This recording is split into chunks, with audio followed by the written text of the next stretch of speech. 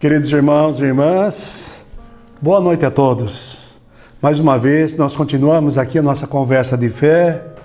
Nós que já participamos do Santo Terço, convido a vocês, como em programas anteriores, aliás, no último programa, última série do nosso programa, nós conversávamos sobre a figura de Maria, Mãe de Deus e nossa Mãe.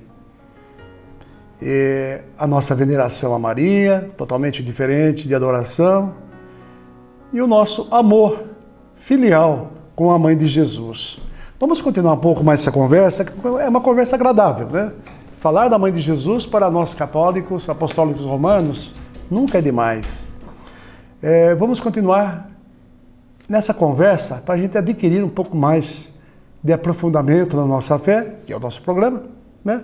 E que nós possamos realmente conhecer um pouco mais Maria, né?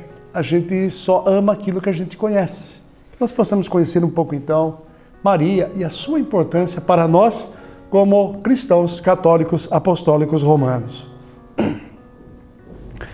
Nós dizemos, meus irmãos, se nós cremos que Deus é Pai, se nós cremos que Jesus Cristo, o ungido, o Filho de Deus, é a terceira pessoa da Santíssima Trindade, se cremos que o Espírito Santo também é Deus, nós precisamos respeitar e honrar, então, a Mãe de Jesus, a segunda pessoa da Santíssima Trindade, a Virgem Maria.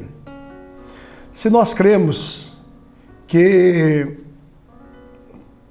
todos os que amaram verdadeiramente a Deus, nesta vida estão no céu, e aqueles que seguiram Jesus e morreram acreditando nele, estão ao seu lado, seria o cúmulo do absurdo. Raciocínio. A gente supor que a Mãe do Cristo aqui na terra não estivesse junto a ele no céu. Se cremos que os nossos santos já estão na antevisão da glória, por que nós vamos excluir a Mãe de Jesus disso? Justamente ela. Segundo a Bíblia, Maria era plena, cheia, completa do Espírito Santo. E nessa condição, ela disse, de hoje em diante, todas as gerações me chamarão bem-aventurada. Portanto, meus irmãos, a lógica do raciocínio nos leva a pensar. Nosso Salvador não salvaria a sua própria mãe? Questionamento, para mim e para você. Nós, cristãos, cremos, acreditamos que recebemos a graça e o direito e o poder de pedir e interceder junto a Deus. Isso é graça, é dom de Deus dado a todos nós, é misericórdia de Deus que se derrama a cada um de nós. Nós podemos pedir ao Pai em nome de Jesus e fazemos isso. Quem não faz? No momento de aflição, no momento que você compadece-se da necessidade do outro, você não pede pelo outro? Ou pela alegria sua e do outro, você não pede, agradecendo a Deus? Isso é próprio nosso, próprio do nosso ser vivente. Então, meus irmãos, nós dizemos que podemos pedir então ao Pai em nome de Jesus, ou falar diretamente a Jesus e pedir que nos conceda as suas bênçãos. Isso é prática diária nossa. Pedimos por nós, agradecemos a Jesus e pedimos. Fazemos o papel de intercessório em favor dos outros. Quem que não reza todo dia por alguém necessitado da tua família? Isso é próprio nosso. Pois bem, o próprio Senhor Jesus ensinou isso nos evangelhos. E que a graça maravilhosa é essa, da gente poder interceder pelo outro e crescer na fé nessa intercessão. Não devemos deixar jamais de conversar com nosso Senhor, que sendo Deus, se fez homem e fraco como nós. Homem e fraco como nós, porque ele viveu a experiência da carne como nós. Então, Jesus sabe da nossa limitação, Jesus sabe da nossa dificuldade, Jesus sabe da nossa grandeza. Foi ele, somente ele, que sofreu as piores dores e deu a sua própria vida em sacrifício. Sacrifício do quê? pela minha, pela sua, pela nossa salvação. Jesus, meus irmãos, então, é o nosso único Senhor, um com o Pai e o Santo Espírito. Único Senhor, um com o Pai e o Santo Espírito. E assim, nós dizemos que é exclusivamente por Ele que recebemos a vida eterna. Jesus também é o nosso único mediador junto ao Pai, no sentido de nos resgatar do pecado e salvar nossas vidas. Somente por Jesus. Eu sou o caminho, a verdade e a vida. Enquanto cristãos, nós precisamos assumir que é Ele, nosso Senhor Jesus Cristo, e apenas Ele, que está eternamente no centro da nossa fé, das nossas orações e penhor de nossa salvação. Somente o nome de Jesus salva. Esclarecidos esses pontos, então, pensa nesses pontos que eu acabei de falar, mas esclarecidos esses pontos, nós podemos afirmar também que nós também cremos que podemos e devemos interceder uns pelos outros. Não é assim que nós fazemos, meu Deus do céu? Nós não rezamos preocupados com os outros, nós não confiamos na misericórdia divina do Pai e não intercedemos uns pelos outros. É uma prática comum entre nós. Nós podemos então, desse modo, nessa intercessão, pedir um pelos outros junto a Deus, seja na pessoa do Pai, do Filho ou do Espírito Santo. Assim, do mesmo jeitinho que Maria fez em Caná, dirigindo-se a seu filho, pedindo que ajudasse aqueles noivos. Primeiro sinal de São João nos relata da graça e misericórdia,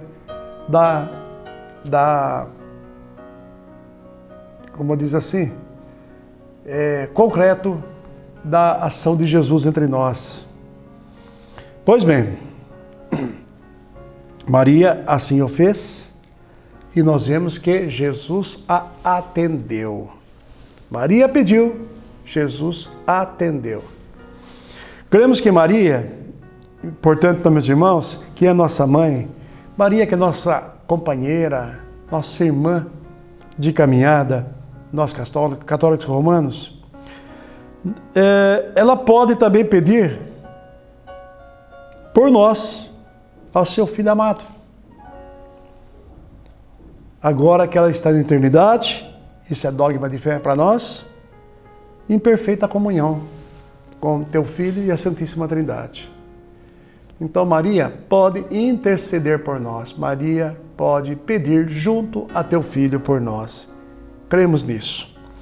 Cremos que no céu os santos de Deus estão mais vivos do que nós, aqui na terra, pois eles, vamos dizer assim, eles já alcançaram, né, essa graça, essa vida plena, a qual Jesus se referiu lá no capítulo 10, versículo 10.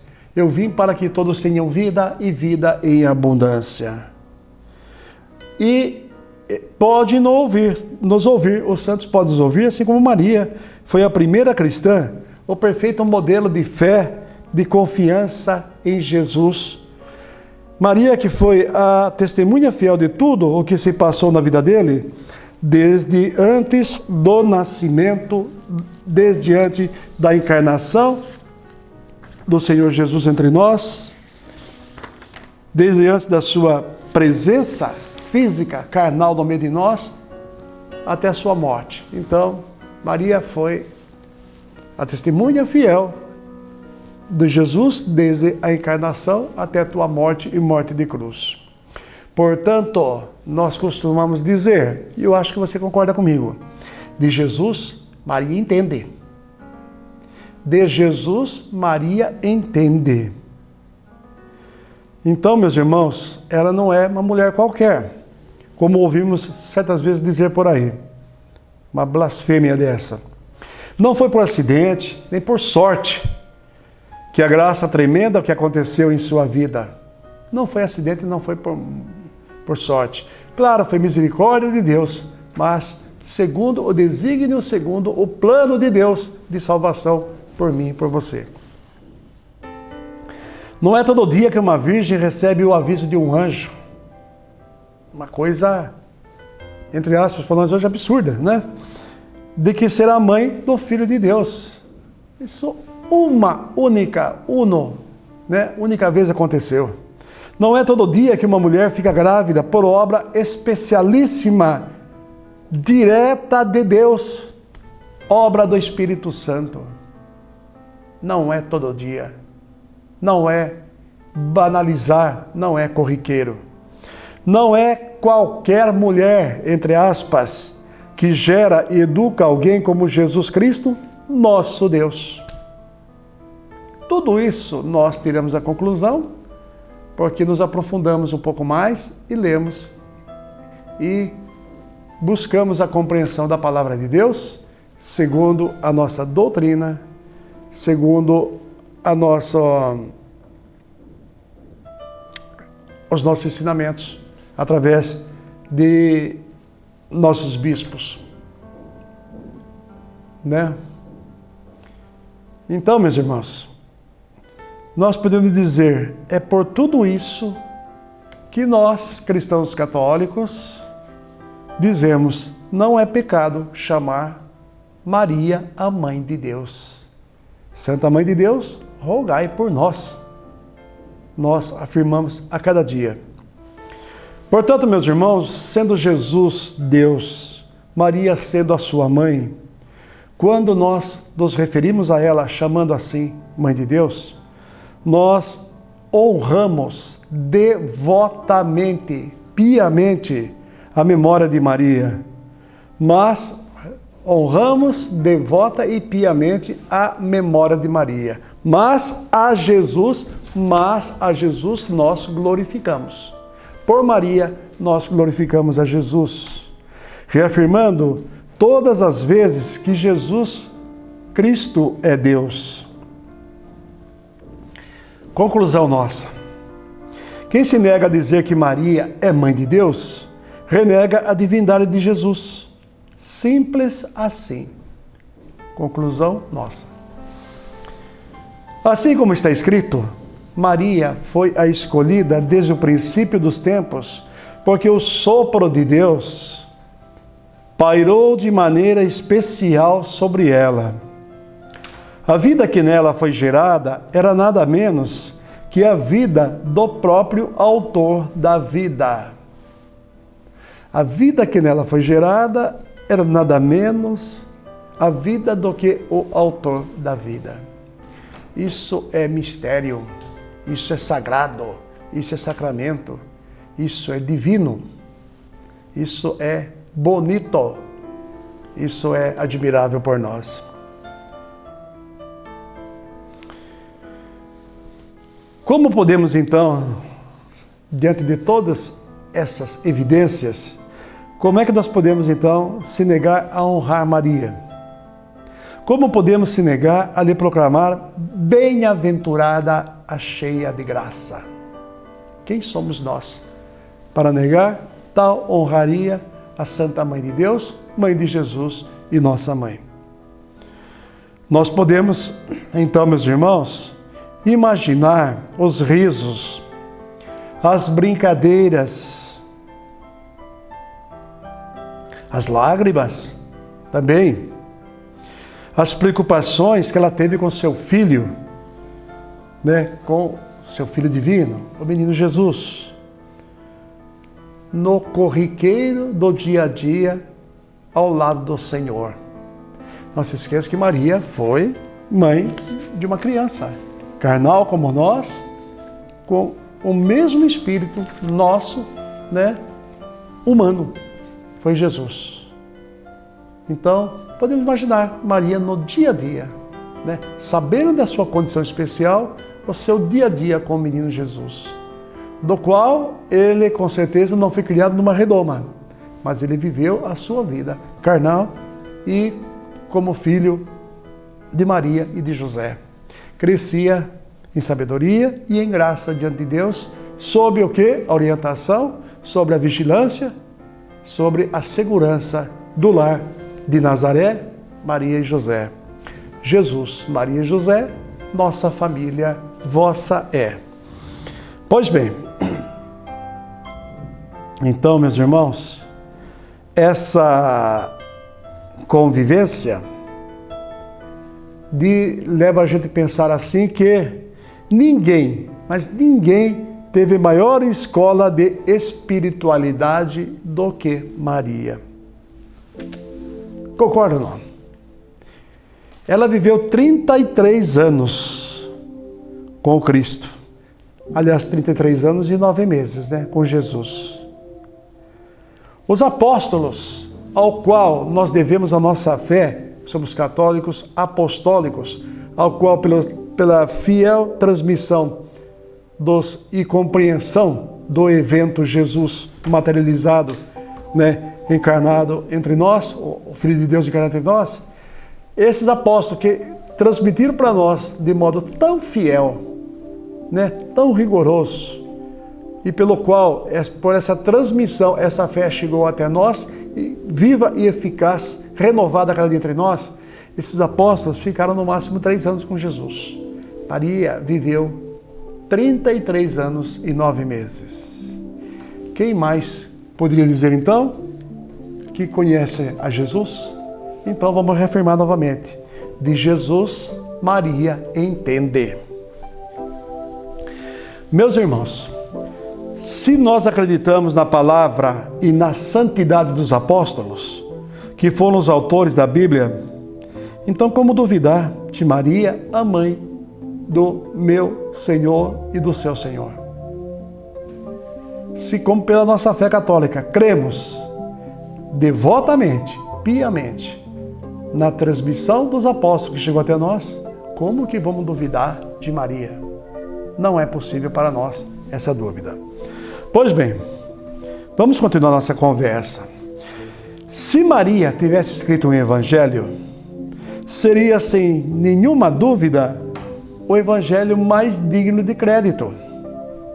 Porque ela esteve lá, ela esteve junto com ele desde a concepção, claro, mãe dele, até o último momento. Maria estava em pé junto à cruz do Senhor. E continuou com os discípulos depois da crucificação, integrando a igreja que nascia no evento Pentecostes. Aliás, no momento da crucificação, quando os apóstolos fugiram, quem continuou ao lado do Senhor? Ela mesma, Maria, a mãe de Jesus e nossa mãe. E os apóstolos a ouviam. Muita coisa, meus irmãos,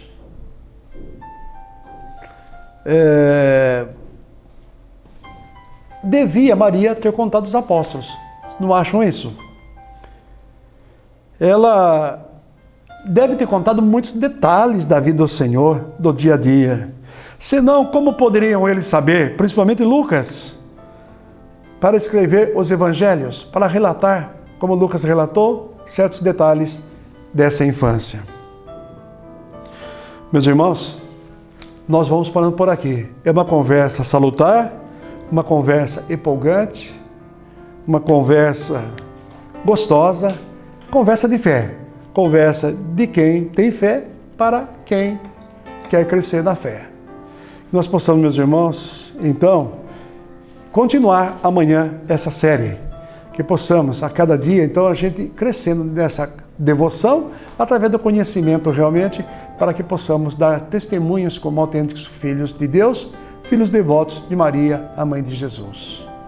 Uma boa e santa noite a todos, um descanso a todos nos braços de Maria.